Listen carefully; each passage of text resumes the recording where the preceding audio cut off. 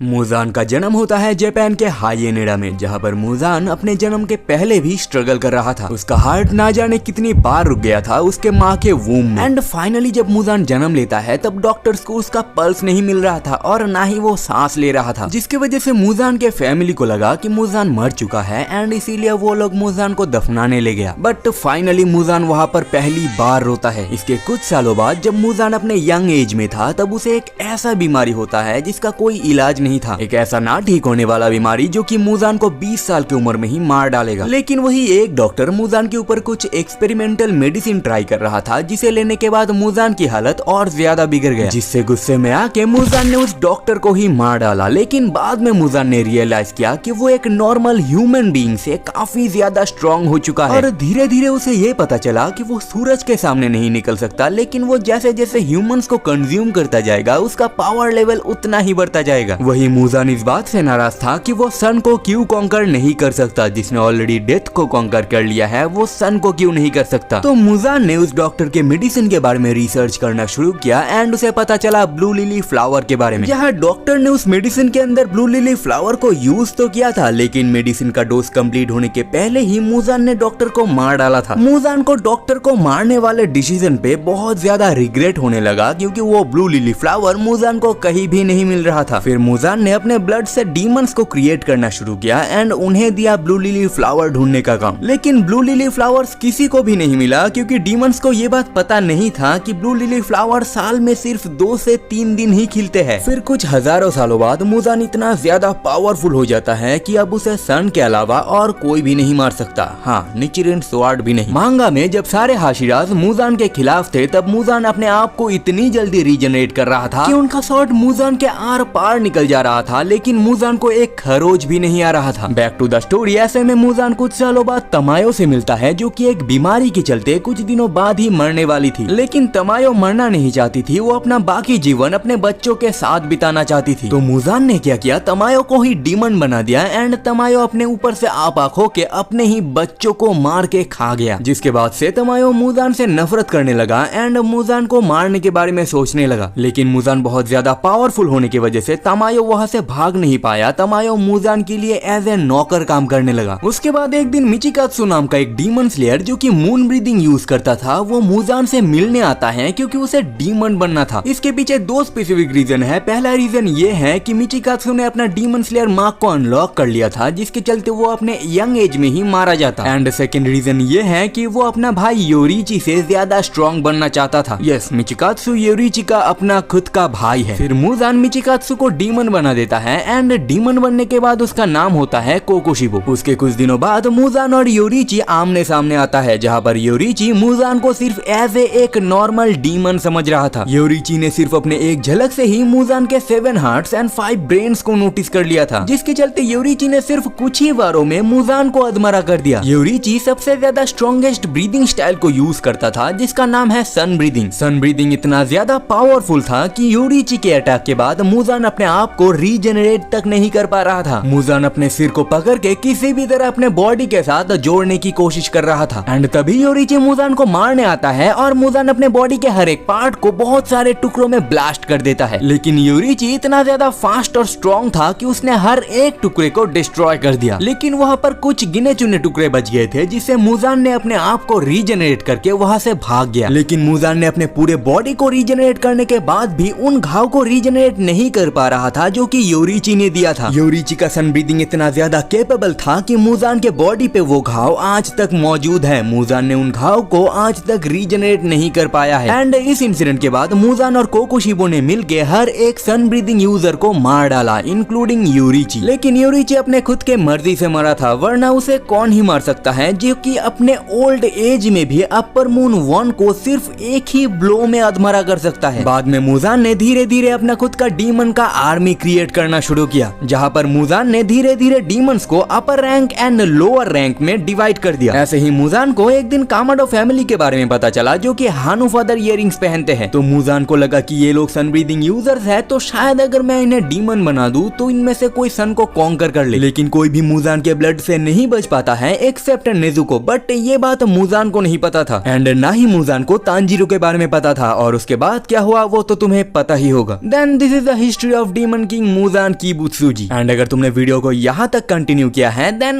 आरिगातो गोजाइमासु।